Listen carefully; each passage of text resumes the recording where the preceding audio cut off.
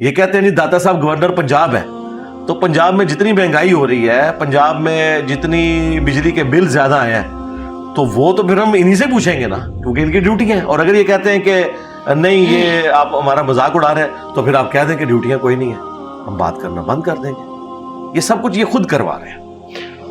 علی بھائی وہ تو کہتے ہیں کہ یہاں سے فیض ملتا ہے، دیکھیں نا وہ تو کہتے ہیں یہ تو مینارہ نور ہے. منارہ نور یہ ہے کہ وہاں پہ جتنا بھی اس وقت نظام چل رہا ہے وہ لوگوں کے چندے پہ چل رہا ہے. آج گورنمنٹ کہنا کہ وہاں جتنے چندے ہیں وہ نہیں جائیں گے، تو یہ دربار آپ کو اگلے دن اس کی حقیقت کھل جائے گی کہ یہاں کوئی صفائی کرنے والا بھی آپ کو نہیں ملے گا. یہ سب لوگ کھانے پینے کے چکروں میں جا رہے ہیں، اور وہ کھانا پینا بزرگ نہیں دے رہے، آپ چندے وہاں دے رہے ہیں. وہاں پہ چندے دینے بند کر دیں، میں دیکھتا ہوں اگلے دن آپ کو کوئی مجاور بھی نہیں نظر آئے گا، بھوکا مرے گا وہاں پہ، وہ بیٹھا ہوا ہے روٹی کے لیے. ٹھیک ہے، آپ شام کے وقت دیکھیں جب وہ چادر ڈالتے ہیں، سینکڑوں لوگ صرف نوٹ گننے والے وہاں بیٹھے ہوئے ہوتے ہیں. تو ہماری جیبوں سے کاٹ کے خود دربار کی صفائیاں ہو رہی ہیں، ان کے مجاور کھا رہے ہیں، اس میں سے تھوڑا سا ہمیں بھی کھلا رہے ہیں، اور احسان ہم پہ کر رہے ہیں کہ بابا جی پال رہے ہیں. بابا جی کہاں سے پال رہے ہیں؟ بابے سارے ہم پال رہے ہیں، یہ سارے بابے ہم نے پالے. دیکھیں اقرار الحسن کو میں نے کہا ہے کہ وہ عبداللہ شاہ غازی کے مزار پہ جا کے یہ بتائے کہ کراچی کی سب سے زیادہ جو ہیروئن، چرس اور یہ جتنی منشیات والی چیزیں ہیں یہ اس دربار پہ بک رہی ہیں. میں نے اقرار الحسن کو کہا کہ تم پروگرام کرو. اے آر وائی والوں سے میں نے گن پوائنٹ پہ کروایا، انہوں نے تو بتا دیا کہ کیا ہو رہا ہے، برائی کے اڈے بنے ہوئے. تو جو لوگ اپنے مزارات کے اوپر ہونے والی برائی نہیں روک پا رہے، ان کے بارے میں آپ یہ کلیم کر رہے ہیں کہ انہوں نے دنیا کا نظام چلایا ہوا. دنیا کا نظام کوئی نہیں چلایا ہوا، دنیا کا نظام اللہ تعالیٰ چلا رہا ہے. باقی دنیا میں اللہ نے کھلی چھٹی دی ہوئی ہے، چاہے تو شکر گزاری کی روش اختیار کرو، خواہ ناشکری کی. آخرت میں وہ پکڑے گا، دنیا میں وہ پکڑے گا نہیں. چاہے تو پکڑ بھی سکتا ہے، لیکن اس کا رول یہ ہے کہ اس نے آخرت کے دن کے لیے اسے پوسٹ پون کیا ہوا ہے. ہمارے جو ایک بابا جی تھے یہاں خادم رضوی صاحب، وہ ہر دوسری تقریر میں امت کو گالیاں دیتے تھے. وہ کہتے تھے جی امت مر جائے اگر نبی کی گستاخیاں ہو رہی ہیں تو یہ امت کیوں زندہ ہے. تو میں نے ان کو کہا تھا کہ یار یہ بابوں نے نہیں کلمہ پڑھا ہوا نبی علیہ السلام کا. دیکھیں آپ عوام کو پہلے گالی دیں گے یا پرائم منسٹر کو اور چیف منسٹر کو دیں گے جس کی ذمہ داری ہے؟ تو ان کے پرائم منسٹر، گورنر اور چیف منسٹر تو یہ سارے بابے ہیں. وہ بابا کی در ہے کہ جہاں پہ یوٹیوب کی ہارڈ ڈسک رکھی ہوئی ہے اور وہاں پہ گستاخانہ ویڈیو سیف ہے، اس بابے کو پہلے سرعام پھانسی دینی چاہیے کہ تو کیا دنیا کا نظام چلا رہا ہے بھائی؟ دنیا کا نظام تو اسے کہاں سے؟ تو نے تو گستاخانہ ویڈیوز وہاں پہ تو نگاہ مار کے ڈیلیٹ کروا. حقیقت یہ ہے کہ کچھ بھی نہیں کر سکتے بھائی. ان کا حال یہ ہے کہ جو 1965 تک بم پکڑتے تھے نا، ان کے مزارات پہ آگے بم ٹھوک کے چلے گئے دہشت گرد. جو بندہ ڈائیں مار کے کیش پکڑتا تھا راوی کے پل کے اوپر، ٹھیک ہے، اس کے ہاتھ میں ایسے کیش پکڑا کے گئے دہشت گرد، 55 بندے وہاں پہ شہید ہو گئے. تو سائنس نے اور میڈیا نے بالکل سارے بزرگوں کا پول کھول دیا کہ سب فراڈ کے اوپر چل رہے ہیں. یہ مثالیں دیتے ہیں نا اگر انبیاء کی، تو ہم کہیں گے ان بزرگوں کو تم نے نبی مانا ہوا ہے. انبیاء کے پیچھے تو اللہ کھڑا ہے، قرآن کھڑی ہوئی ہے. رہ گئی ان بزرگوں کے جو کرامات یہ کہہ رہے ہیں یا شوبتے کہہ لیں، جب تک یہ ہمارے سامنے نہیں نہ کرتے ہم نے نہیں ماننا. تخت بلقیس آیا، قرآن میں لکھا ہوا ہے. شیخ عبد القادر جیلانی نے وہ جو بارات تھی اس کو نکالا یا نہیں نکالا، قرآن و حدیث میں کہیں نہیں. کہتے ہیں وہاں تو نہیں ہوگا نا، یہ تو بزرگوں نے نقل کیا ہے. بزرگوں نے تو بہت کچھ نقل کیا ہوا ہے. بزرگوں نے تو یہ بھی نقل کیا ہے کہ مدرسہ دیوبند کی بنیاد رسول اللہ نے خود آ کے رکھی ہے. آپ نے زمین پہ لکیریں کھینچی، آپ نے وہاں وضو کیا. وہ صبح بزرگ اٹھے، انہوں نے وہاں پہ لکیریں دیکھی، وضو کا پانی بھی وہاں پہ موجود تھا. نبی علیہ السلام مدرسہ دیوبند کی بنیاد خود رکھ کے گئے ہیں. تو کوئی ایک بریلوی ماننے کے لیے تیار ہے؟ تو بھئی تمہاری ہم باتیں کیوں مانیں؟ سب ایک دوسرے کے بارے میں یہی کچھ کہتے ہو نا. یہ کوئی دلیل نہیں ہے. اصل بات یہ ہے کہ ان کے اپنے حق میں ہو تو مان لیتے ہیں، دوسرے کے لیے ماننے کے لیے تیار نہیں ہوتے. یہ سب کچھ فراڈ پہ چل رہا ہے. ورنہ میں کہتا ہوں یہ تخت جو ہے نا میرا، میں بھی یہ جناب پلک جھپکنے سے پہلے یہاں لے کے آیا تھا. یہ کیا کہیں گے انجینئر صاحب ہمارے سامنے کرو، یہی کچھ میں ان سے کہتا ہوں کہ ہمارے سامنے کرو، تو کہتے ہیں بدتمیزی کر رہے ہیں. ایک اصول رکھیں. وہ تو یہ بھی کہتے ہیں کہ نبی پاک صلی اللہ علیہ وسلم جو 1965 کی جنگ میں خود زرہ پہن کے آگے تھے. استغفر اللہ تو بولی. اس سے بڑا جھوٹ کیا ہے؟ 1965 کی جنگ جو ہے وہ 1965 میں ہوئی ہے، 65 ہجری میں نہیں ہوئی ہے. 65 ہجری میں ہوتی تو اس میں زرہ کی ضرورت تھی. ادھر تو زرہ کی ضرورت ہی کوئی نہیں ہے. یہ تو آج کل کی جنگیں جو ہیں وہ زرہ کے ساتھ تو نہیں ہوتی. اور دوسرا خطرناک بات تو یہ ہے کہ 65 کی جنگ میں ہمارے ساتھ ہوا کیا ہے؟ جو صحیح تاریخ ہے اس میں آپ کو پتا ہے ہمارے ساتھ کیا ہوا ہے.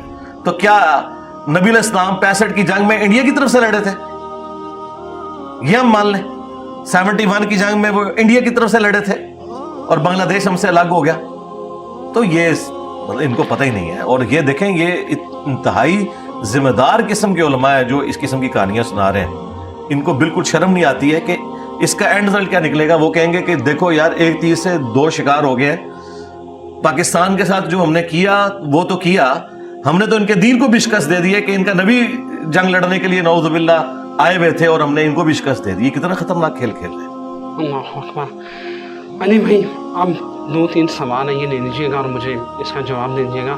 یہ آج کی جو ماڈرن دور ہے اس کا بڑا اہم مسئلہ ہے. ایک IVF سے بچے, سیروگیسی اور جینڈر سلیکشن, اس حوالے سے آپ تھوڑی رہنمائی کر لیں.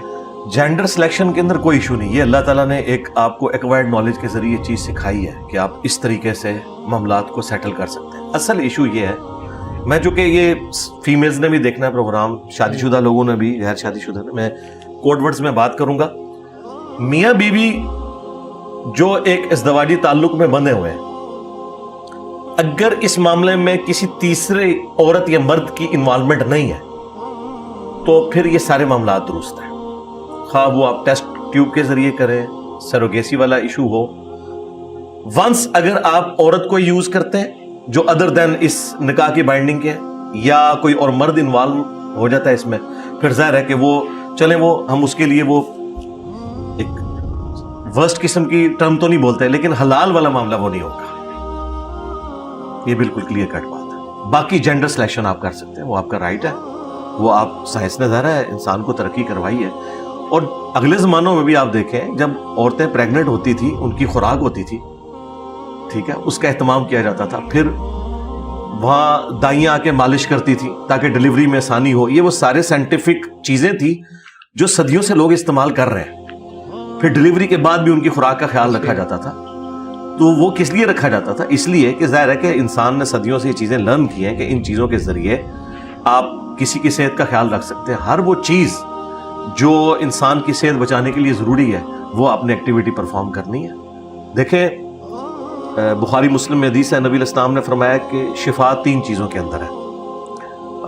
شہد کے اندر, کپنگ کروانے میں جسے آپ پچھنے لگوانا بھی کہتے ہیں, حجامہ, اور تیسری چیز آپ نے فرمایا داغ لگانا. لیکن میں اپنی امت کو داغ لگانے سے منع کرتا ہوں, حرام نہیں کرتا, منع کرتا ہوں. شفا تو ہے اس کے اندر. اچھا, لیکن مسلم شریف میں حدیث ہے ایک صحابی کو جب زخم لگا ایک جنگ کے اندر, اس کا خون نہیں رک رہا تھا, تو نبی علیہ السلام نے تیر کا جو اگلا حصہ ہے نا لوہے والا, اس کو گرم کر کے اپنے مبارک ہاتھوں سے داغ لگایا.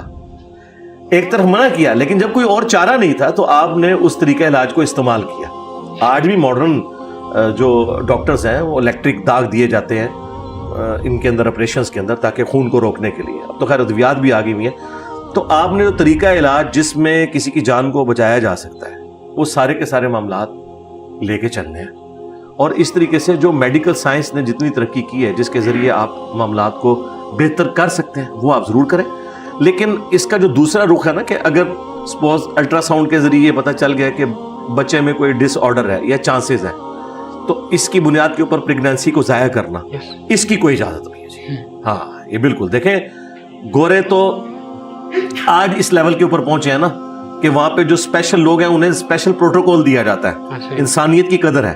ورنہ یہی وہ لوگ تھے کہ سیکنڈ ورلڈ وار کے اندر ہٹلر نے جتنے بیمار اور اس طرح کے لوگ تھے سب کے سب لوگوں کو جو ہے وہ اپنی 100 فیکٹریز کے اندر مروا دیا تھا کہ یہ فٹ نہیں ہے. اور بچے جب کوئی پیدا ہونے والے ہوتے تھے یا پیدا ہوتے تھے تو معذور ہوتے تھے, وہ ان کو بھی قتل کروا دیتا تھا کہ جس صرف فٹ بچے جو ہے نا وہ یہ ڈارون کے ارتقاء والے نظام کو اپنے سینس میں وہ انسانوں کے اوپر. لیکن آج کا انسان کہتا ہے اس نے ظلم کیا. آج ان لوگوں کو اسپیشل پروٹوکول دیا جاتا ہے. اسٹیفن ہاکنگ دیکھیں, اس کے لیے انہوں نے اسپیشل سارا ارینجمنٹ کیا ہے. وہ کہتے ہیں جی آئنسٹائن کے بعد بندے ہی اگر کوئی پروڈیوس ہوا ہے اس فیلڈ میں تو وہ ہے, ٹھیک ہے نا. اور یہ دیکھ لیں گوروں کا اسٹیفن ہاکنگ ہے, ایک پاکستان کے اسٹیفن ہاکنگ تھے, وہ آئے دن جو ہے وہ روڈز بلاک کرتے تھے. یہ فرق ہے بھائی. بالکل ٹھیک ہے. علی بھائی ایک معاملہ چل رہا ہے ہماری عدالتوں میں, عدت کے دوران ایک نکاح ہوا ہے, ایک سیاسی لیڈر ہے, اس حوالے سے عدت کے دوران جو نکاح ہے اس حوالے سے کیا شرعی اس کی کیا اہمیت ہے اور کیا اس کے سٹیٹس کیا ہوتا ہے؟ دیکھیں وہ ان کو بھی پتا ہے کہ عدت کے دوران نکاح نہیں ہو سکتا, وہ اب ڈوئل اسٹیٹمنٹس دے رہے ہیں. پہلے انہوں نے یہ اسٹیٹمنٹ باہر نکالی تھی کہ اسی لیے تو ہم نے تجدید نکاح کیا ہے, لیکن بعد میں پھر پتہ چلا کہ تجدید نکاح اس لیے کیا ہے کہ وہ پہلا نکاح عدت کے اندر ہوا تھا. اب ہمیں تو کلیئر سچویشن ہی نہیں ہے اس معاملے میں. جو مولوی الزام لگا رہا ہے اس وقت خان صاحب کے اوپر, اس مولوی نے پہلے کوئی اور اسٹیٹمنٹ دی ہوئی ہے.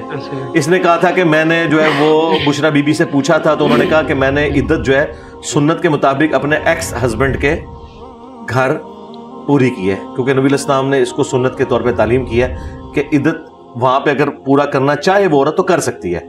تو چونکہ اس کے بچے بھی تھے وہ کہتی ہے میں نے وہاں پوری کی ہے, لیکن بعد میں وہی مفتی کہہ رہے ہیں کہ نہیں انہوں نے عدت پوری نہیں کی ہے. تو اب یہ مسئلہ چلا گیا جوڈیشری میں. مجھ سے تو اس سوال کا جواب لیا جائے گا جہاں پہ سوال کلیئر ہو.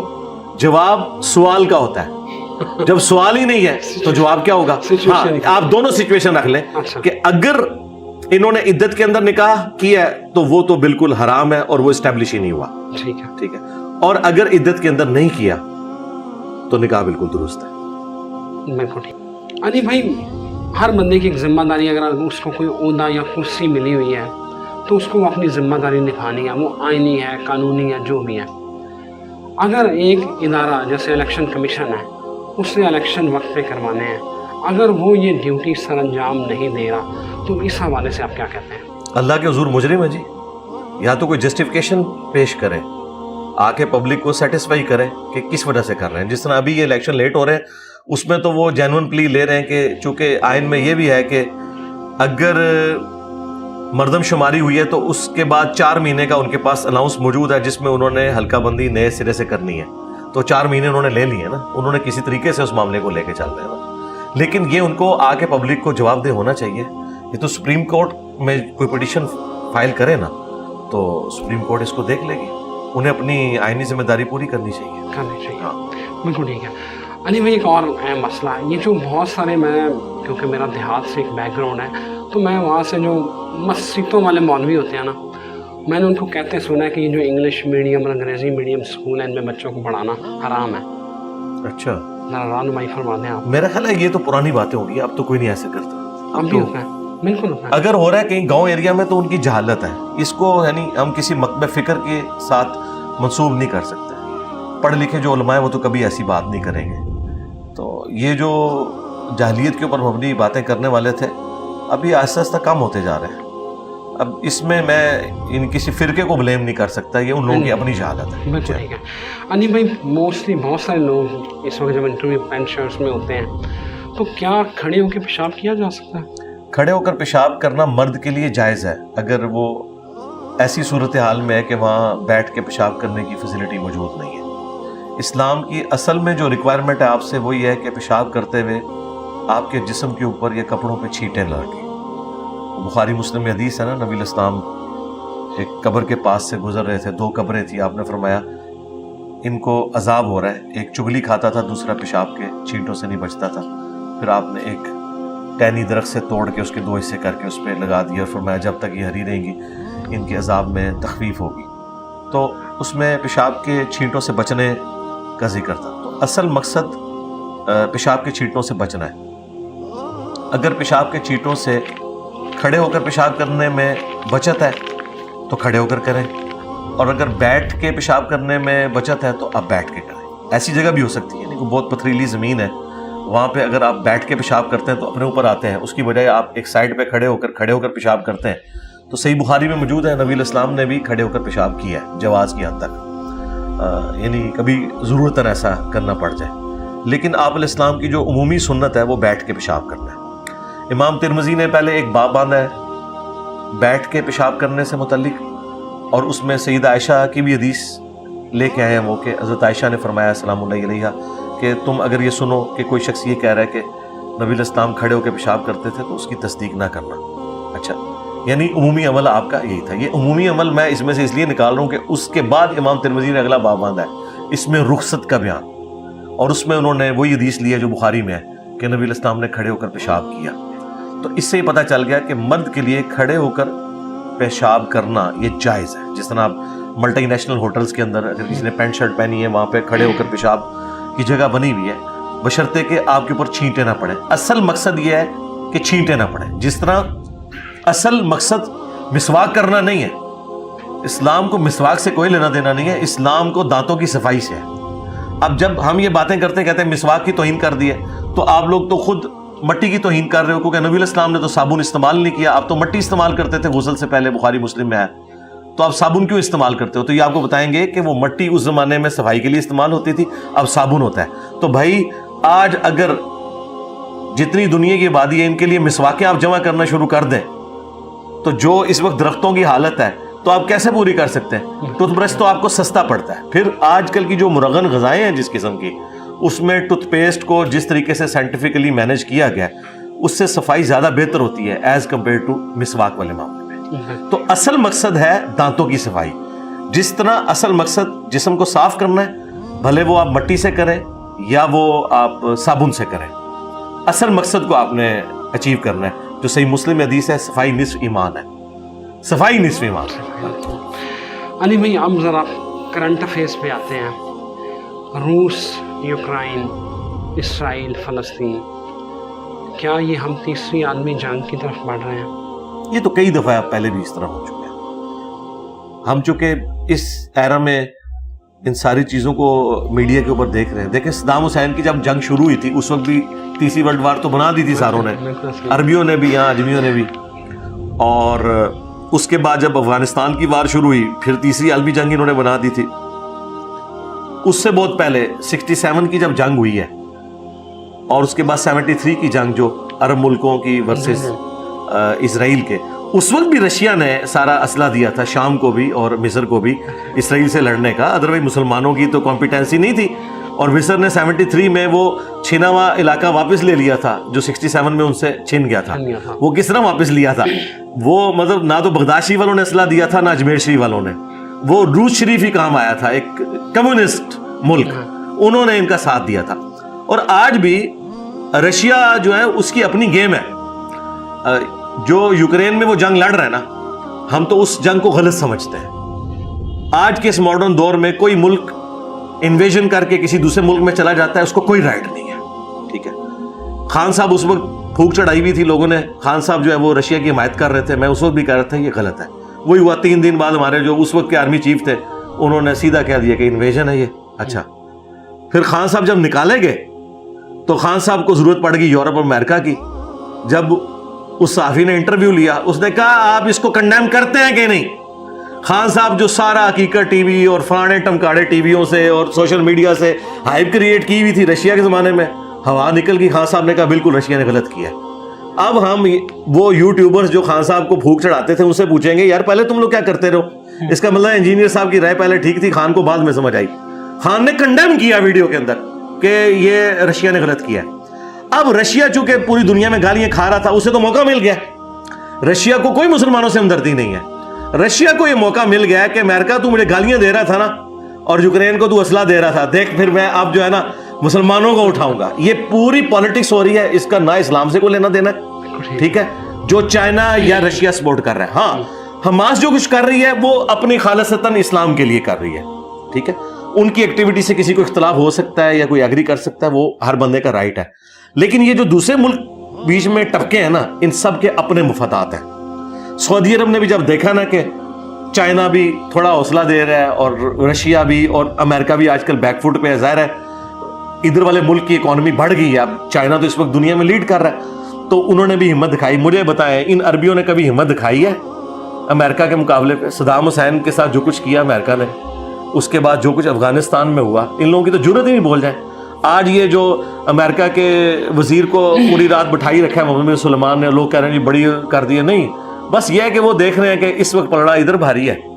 آج رشیا چائنا پیچھے ہٹ جائے تو ان مسلمانوں کو بنانے کے اگلے دن آپ بیان دیکھیں بالکل 180 ڈگری ہو جائیں گے. اور دوسرا, آپ لوگ میڈیا کے لوگ ہیں, میں آپ لوگوں سے پوچھتا ہوں, آپ لوگوں نے تو ان تمام سپیکرز کو جو طالبان حکومت کے حق میں بول رہے تھے, اور یہ مقبول جان صاحب, ڈاکٹر اسرار صاحب, باقی سارے لوگ, وہ کہتے تھے خلافت راشدہ قائم ہو گئی ہے. خلافت راشدہ کدھر ہے؟ انہوں نے تو ایک بیان بھی نہیں دیا فلسطین کے حق میں. آپ نے کوئی بیان سنا ہے؟ نہیں, آفیشلی نہیں سنا, کوئی بیان ہی نہیں آ رہا. یا آپ لوگ یہ کہیں گے انہوں نے کوئی وہاں پہ بریگیڈ روانہ کر دیا ہے, ایک ہی دفعہ وہ فتح کر کے بیان جاری کریں گے کہ لیں جی ہم نے خراسان کے جھنڈے گاڑ دیے جا کے فلسطین میں. اچھا, दूसरी तरफ हमारे पॉलिटिकल लीडर्स, अभी नवाज शरीफ साहब का बयान अब आया है, रात को भी उन्होंने दिया, एक दफा निकलने से पहले दिया, वो झंडा मिला कुछ दिन वो भी खामोश रहे हैं, ठीक है जी। और ISPR की ट्वीट्स भी कोई नहीं आई हैं। फिर वो कोर कमांडर कॉन्फ्रेंस हुई और उसमें भी एक वही पुरानी एक जो जुमले हैं जी, हम उसूली मौक़िफ़ की हिमायत करते हैं। और जो मुस्लिम उम्मत का लीडर था इमरान खान, वो कह रहे हैं मुझे साइकिल दे दो, हाँ, वो कह रहे हैं मुझे देसी मुर्गी दो, वो कह रहे जी मेरे बंदे छोड़ो। भाई अंदर से जब वकील के जरिए तुम 50 बातें बाहर निकाल रहे हो, एक ये भी निकाल दो कि खान साहब ने जो है मजम्मत की है इसराइल के हमले, कोई नहीं उन्होंने मजम्मत की है। तो मतलब क्यों कि उनको पता कि अभी मैंने ताज़ा अमेरिका से हालात ठीक करने शुरू किए, अगली दफा मैंने हुकूमत में आना है तो अमेरिका और इसराइल की मुझे ज़रूरत है, तो अभी मैं कोई ऐसा बयान ना दे दूं कि जिसके से मसला हो जाएगा। और लोग उनकी सफाइयाँ दे रहे हैं जी, अंदर बैठे हुए, अंदर से हर बात तो बाहर निकाल रहे हैं सिवाय एक इस बयान के। इन सब लोगों के अपने मुफादात हैं जी, चाहे हमारे हुक्मरान हैं, चाहे अरब मुल्कों के हुक्मरान हैं। अवाम जो है ना, उनके दिल धड़कते हैं, वो हमारे जैसे लोग दुआएं भी मांग रहे हैं, जो हम यही कुछ ही कर सकते हैं ज़ाहिर है। या हम अपनी फोर्सेस को टैक्सेस दे सकते हैं, लड़ना तो भाई फौज का काम है, हम नहीं लड़ सकते। अच्छा, ये जब हम बात करते हैं लोग कहते हैं शायद हम बुज़दिल हैं, बुज़दिली की बात नहीं है, बात यह है कि आज की जंगें इस तरह नहीं होती। हाँ, खालिद इब्न वलीद एक तलवार लेके आए हैं, रोमन जनरल भी एक तलवार लेके आएगा।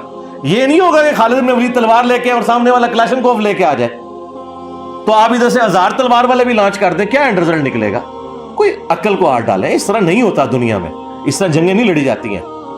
और फिर लोगों को ये बुरा लगता है, भाई इस तरह नहीं होता। अगले जमानों में बराबर का असला होता था, तादाद कम ज्यादा हो सकती है। तादाद में भी सुन ले, गज़वा मूता जो जंगे मूता, उसमें मुसलमान 3000 थे और रोमन्स 2 लाख थे। तो हज़रत खालिद इब्न वलीद वो जंग उन्होंने जब देखा हम नहीं जीत सकते, वो अपनी फौज को बचा के वापस मदीना शरीफ आ गए। इसलिए दोबारा हम गज़वा तबूक पे नबी इस्लाम तशरीफ ले गए थे। जंग कोई नहीं लड़ी है, वो जंग बस थोड़ी सी झड़पें हुई हैं। उसके बाद जब खालिद इब्न वलीद ने देखा ना कि यार ये तो फौज बहुत ज्यादा आ गई, यहाँ तो आपको पता नहीं क्या क्या स्टोरियां बना के सुनाते हैं कि ये हो गया जी, वो जीत के आगे, जंग नहीं जीत के रिट्रीट करके आए थे। आधी हिस्ट्री बताते हैं, इस तरह नहीं हुआ था। वो रिट्रीट किया था, तो फिर नबी इस्लाम गज़वा तबूक में 30,000 का लश्कर लेके गए। हाँ, उस वक्त भी रोमन अंपायर भाग गई थी, क्योंकि उन्हें पता चल गया था कि नबी इस्लाम का मुकाबला नहीं कर सकते। अल्लाह अकबर। अनिल भाई, मैं डॉक्टर सराज साहब का एक क्लिप देख रहा था, उसकी आप ज़रा बेहतर रहनुमाई कर सकते हैं। वो कहता है कि एक वक्त आएगा कि यहूद का पूरे अरब के ऊपर कब्जा होगा, उसके बाद फिर मुसलमान फाइट बैक करेंगे। वल्लाहु आलम जी, हमें तो नहीं पता, मुस्तकबिल के हालात तो आइडिया नहीं कि क्या हो। बाकी प्रैक्टिकली तो कब्जा तो उनका है, इंटेलेक्चुअल कब्जा तो है, उनकी मर्जी के बगैर तो कुछ भी नहीं होता। बाकी ये कब होगा और कैसे होगा हमें इसकी तफसीलात नहीं बताई गई। हमें इजमालन बताया गया कि अल्टीमेटली जो फाइनल जंगें होनी है वो शाम की सरजमीन में होनी है, लेकिन वो कब होनी है उसका नहीं पता। आपको मैं हैरान कुन बात बताऊं, शाम के जो फ़ज़ाइल के बारे में हदीसें हैं आज इन्होंने जो दरियाफ्त की हैं ना, ये वो हदीसें हैं जो हज़रत मुआविया रज़ियल्लाहु ताला अन्हु ने उस ज़माने में दरियाफ्त करके अपने आप को हक पे और हज़रत अली को बातिल पे डिक्लेयर किया हुआ था। यानी ये हदीसें 1400 साल से मुसलमान अपने हक में इस्तेमाल कर रहे हैं। वो कहते थे अहले शाम के बारे में हुजूर ने ये फरमाया, वो उस जमाने में यानी अपने हक में यूज कर रहे थे, ये आज यूज कर रहे हैं। अभी पता नहीं क़यामत कहाँ आने वाली है। और प्रैक्टिकली इस वक्त तो शाम तो शिया के पास है, सुन्नियों की तो वैसे ही वहां निकल जाएगी। और वो शिया भी आम नहीं है, वो तो नुसारिया टाइप शिया है, अली अल्लाह कहने वाले। तो फिर शाम हक पे छोड़ दें, बस ये उन लोगों को नहीं आइडिया थी। में कुछ उलमाए दीन कह रहे थे कि क़यामत की निशानियों में से एक निशानी ये भी है कि 40 साल पहले क़यामत से सुबह सिंध तबाह हो जाएगा।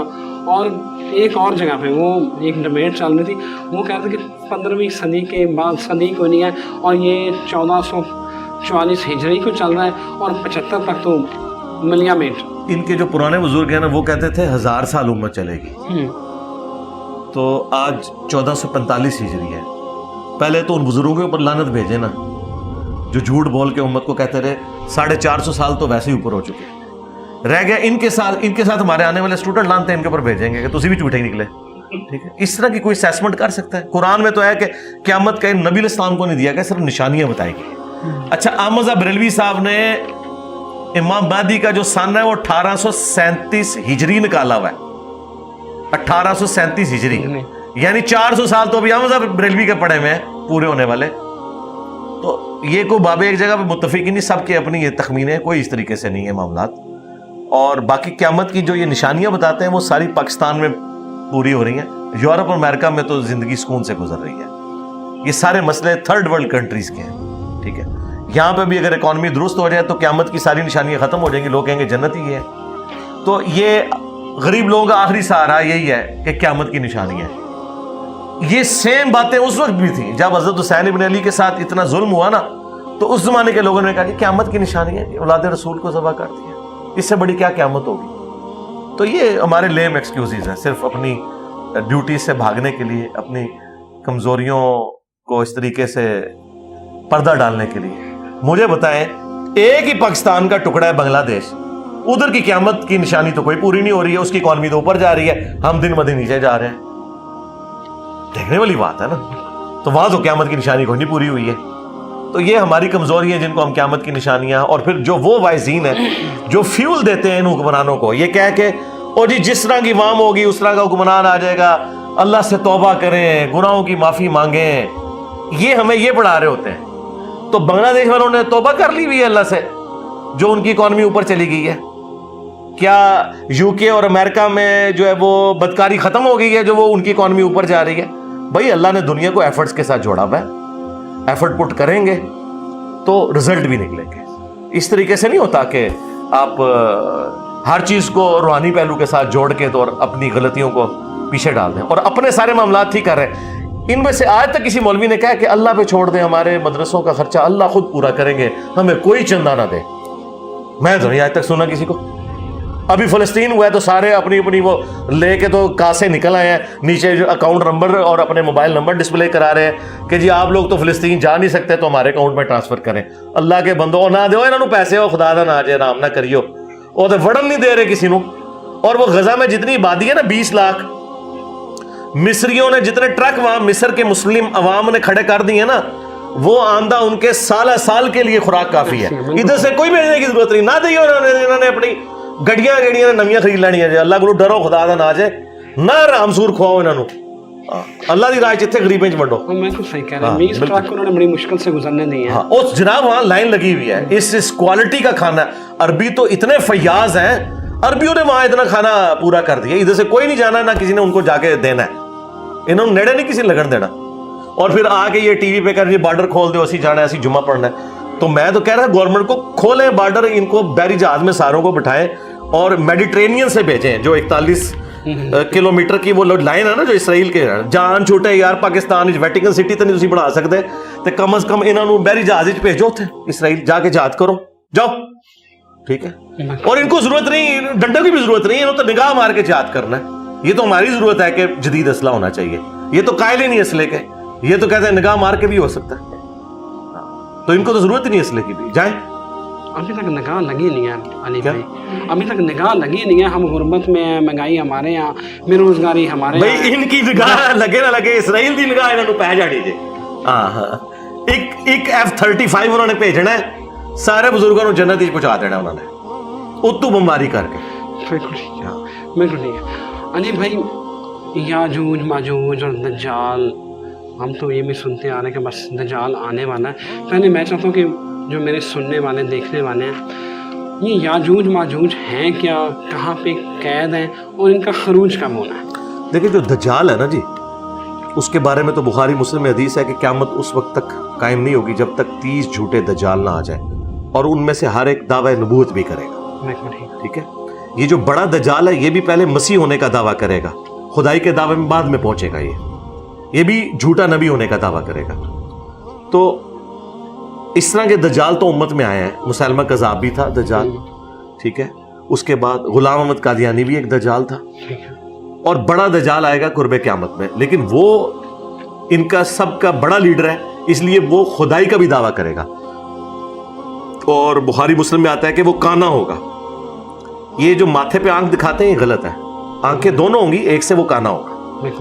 تو نبی علیہ السلام فرمایا تمہارا رب کانا نہیں ہے, وہ کانا ہوگا, اور وہ حکم دے گا زمین کو اناج اگائے گی.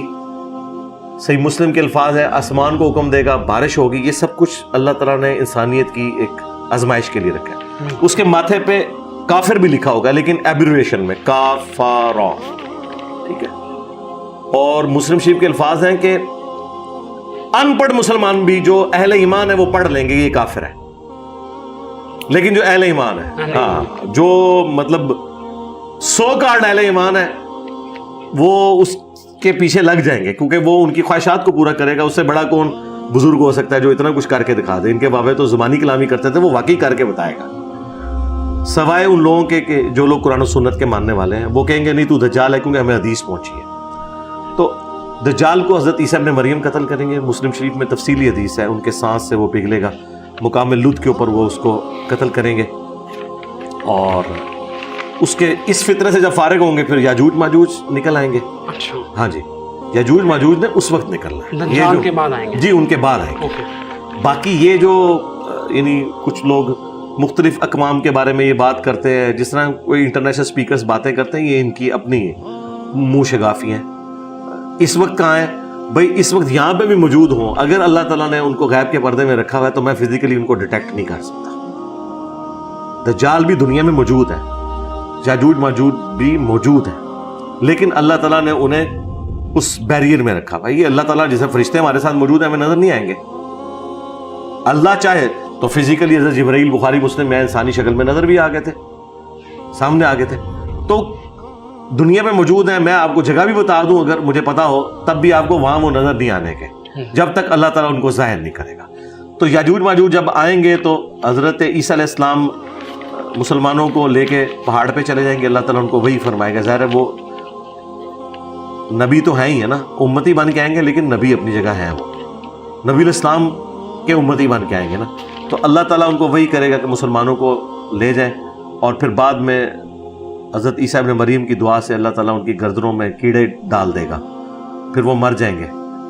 اور اس کے بعد پھر اللہ تعالیٰ کی طرف سے بارش اور یہ سارا سلسلہ ہوگا. جانور آئیں گے ایسے پرندے جو ان کی لاشوں کو اٹھا کے لے جائیں گے. پھر زمین کی صفائی ہوگی، پھر لوگ ایمان پہ آ جائیں گے سب لوگ. پھر حضرت عیسیٰ ابن مریم کے جانے کے بعد دوبارہ سے دنیا کفر کی طرف چلی جائے گی، اور الٹیمیٹلی ایک دن خوشبودار ہوا چلے گی اور اہل ایمان کی روح قبض ہو جائے گی. دنیا میں صرف کافر رہ جائیں گے اور ان کے اوپر قیامت قائم، دوبارہ سے کفر آ جائے گا.